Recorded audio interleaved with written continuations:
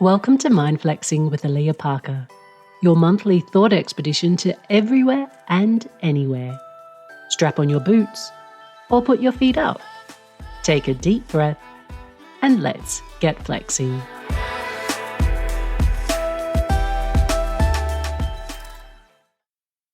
Meditations on electricity and the sixth sense. A mayfly nymph the size of a fingernail lays still in the silt of a river. Inside its elongated body, the smallest of hearts beats, though you and I would never hear it. Tiny muscles flex its barely visible gills. We would fail to notice it camouflaged among that which has sunk, but there it exists, its speck of a heart, its muscles emitting the faintest electrical signals. A signal 75,000 times smaller than the voltage of a watch battery. A platypus trolls the river bottom. Its bill sweeps back and forth in the silt, raising a murky cloud that conceals all within.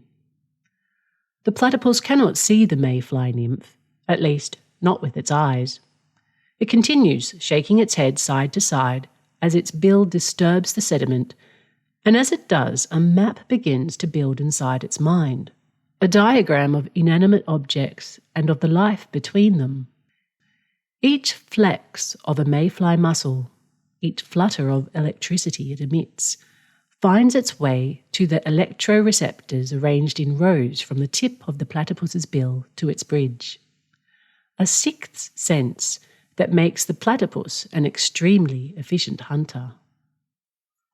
Platypuses can detect electrical currents as low as 20 microvolts per centimetre. A microvolt is 1/1,000,000th of a volt, minuscule when you consider a watch battery is 1.5 volts. A typical Australian household power point, 230 volts. There are usually 3 points to a power outlet, 2 like droopy eyes, and a third falling open like the mouth of Edward Munch's Scream. Electricity travels to the power outlet via the live wire, usually the top right socket on the point. An appliance plugged in receives this current, allows it to course through the appliance and then out on a neutral wire on the top left. We control this electricity within a circuit. Even so, not all the current may complete its loop via the neutral wire we provide. Some electrical charges may escape, transfer to you via an electric shock or burst from your appliance with exploding force. So, we find these adventurous currents another way out. We give them a path to the earth. Quite literally, a wire that connects our appliances to the dirt. Here, in the earth, electrical charges neutralise and spread throughout the great conductive mass of the planet. But the story doesn't end here. The Earth is part of one great global electric circuit where imbalances spectacularly resolve in thunderstorms and lightning strikes. The atmosphere constantly nurses an electric field. We live our lives among it.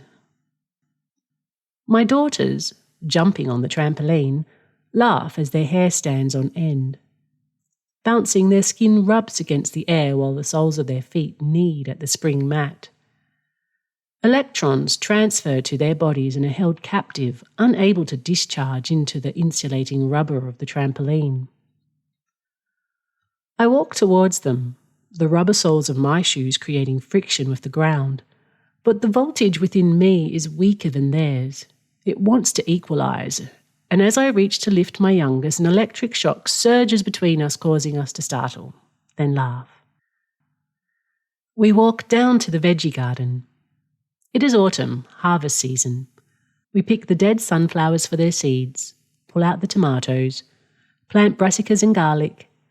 We dig our hands deep into the dirt and feel a release, a balance, the energies of our bodies once again neutral with the earth.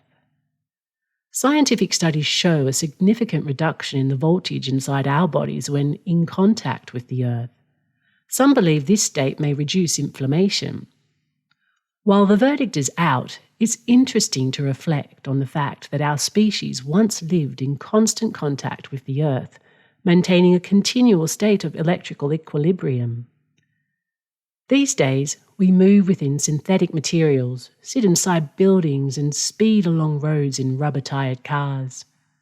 Perhaps it's because of this disconnect that we feel such immense release when we walk barefoot on the grass, submerge ourselves in the ocean, or hug a tree.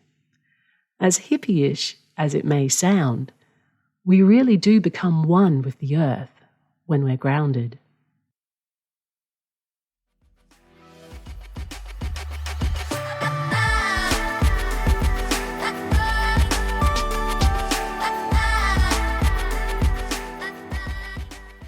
Thank you for mind flexing with me. My name's Alia Parker. If you enjoyed this soundbite, please join the conversation on my page at mindflexing.com.au, which you can also find on Substack. For more of my work, click follow now on your favourite podcast app. I'll be back next month. Until then, keep flexing.